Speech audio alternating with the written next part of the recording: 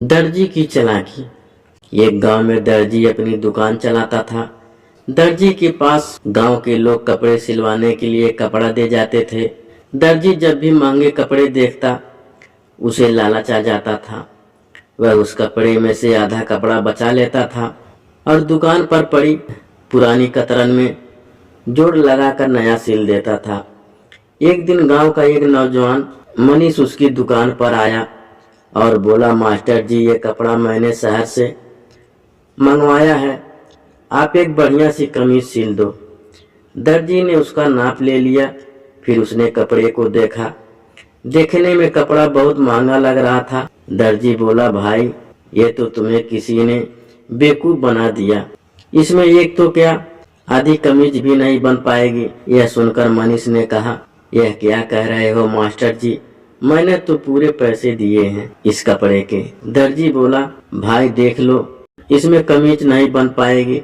अगर तुम कहो तो मैं अपने पास से कुछ कपड़ा लगा दूंगा, इससे नया डिजाइन भी बन जाएगा और तुम्हारा कपड़ा भी बेकार नहीं जाएगा, लेकिन उस कपड़े के पैसे अलग से देने होंगे। मनीष हाँ कर देता है। दर्जी पुरानी कतरनों से डिजाइन बनाकर आधा कपड़ा बेच देता है। वह कमीज को इतना सुंदर बना देता है कि जब मनीष अपनी कमीज लेने आता है तो वह अपना कपड़ा भूल जाता है और कमीज लेकर चला जाता है। दर्जी उस बचे कपड़े से छोटे बच्चे की कमीज बना देता है, उसे दुकान पर टांग देता है। बिकने के लिए 2 दिन में ही वह कमीज बिक जाती है। इधर मनीष अपनी कमीज लेकर घर पहुंचता है। वह नहा धोकर नई कमीज पहनकर घूमने निकल जाता है। वह एक गली से गुजर रहा होता है, तभी वहाँ कुछ लोग उसे देखकर हंसने लगते हैं। यह देखकर मनीष को गुस्सा आ जाता है। मनीष गुस्से से कहता है, तुम लोग गांव के अनपढ़ गंवार लोग हो, तुम्हें क्या पता फैशन क्या होता है। यह सुनकर उनमें से एक आदमी कहता है, भैया, इसे फैशन नहीं बेवकूफ बनना कहते हैं।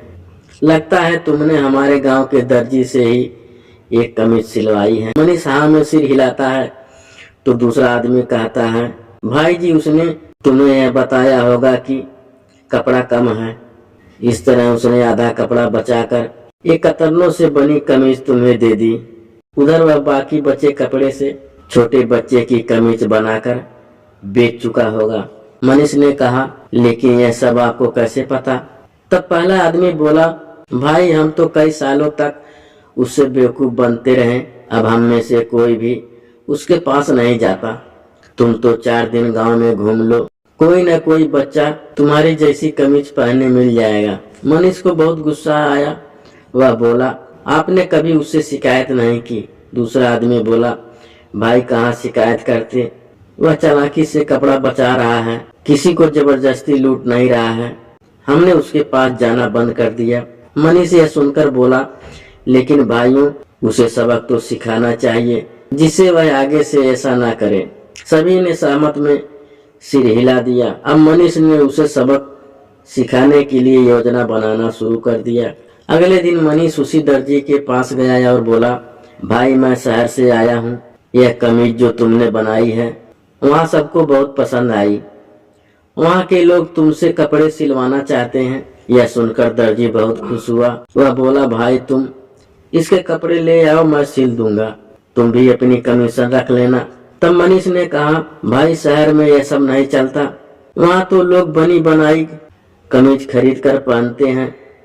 तुम ऐसा करो, ऐसे ही डिजाइन में 300 कमीज बना दो, 100 एक साइज की, 100 दूसरी साइज की, 100 तीसरी साइज की। मैं उन्हें शहर में बेच आऊंगा, तुम्हें भी अच्छा मुनाफा बच जाएगा, साथ ही मैं भी कुछ पैसे कमा लूंगा। दर्जी को यह बात समझ में आ गई। उसने 15 दिन का समय लिया और कपड़े के कई थान मंगाकर कमीज सिलने लगा। 15 दिन दिन रात मेहनत करके उसने शानदार 300 कमीजें तैयार कर ली। अब वह मनीष के आने का इंतजार कर रहा था। 1 दिन बीता, 2 दिन बीते। जब तीसरे दिन भी मनीष नहीं आया तो वह उसे ढूंढने गांव में गया। मनीष का कहीं पता नहीं था, फिर भी वह उसका इंतजार करता रहा। एक दिन उसे दुकान के बाहर मनीष दिखाई दिया। वह दौड़कर उसके पास गया और बोला, मालिक, कहाँ चले गए थे आप?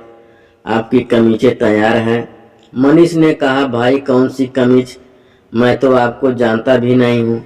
यह सुनकर दर्जी के पैरों तले जमीन खिसक गई। वह बोला, मालिक ऐसे न बोलो, मैंने आज तक जितना पैसा कमाया था वह सब इन कमीजों में लग गई, मैं बर्बाद हो जाऊंगा। मनीष ने कहा, चोरी का पैसा किसी का भी नहीं होता, तुमने भी तो लोगों के कपड़ों में से कपड़ा बचाकर चोरी की है, अब भुगतो। दर्जी गुस्सा हो जाता है, वह मनीष को मारने के लिए हाथ उठा लेता है। तभी कुछ लोग बीच बचाव कर देते हैं, मामला पंचायत में पहुंच जाता है। पंच मनीष से कमीज के बारे में पूछते हैं तो वह मना कर देता है। पंच दर्जी से पूछते हैं तो वह कहता है, माई बाप आप लोग पंच परमेश्वर हैं, इसने ही मुझे 300 कमीचे बनाने के लिए कहा था। पंच ने पूछा, तुमने कोई राशि पहले इससे ली थी? दर्जी बोला, नहीं साहब, मैंने तो इस पर विश्वास करके सारी कमीचे बना दिए। पंच ने कहा, हमारा फैसला यह है कि मनीष निर्दोष है, लगता है तुम झूठ बोल रहे हो, वैसे भी तुम्हारी बेईमानी की शिकायतें अक्सर आती रहती हैं, अब अपने घर जाओ।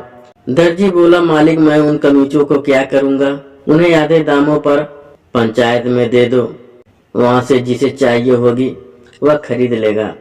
दर्जी ने कहा, ठीक है साहब, मनीष भैया और गांव वालों मुझे माफ कर दो, आगे से कभी भी मैं बेईमानी नहीं करूंगा।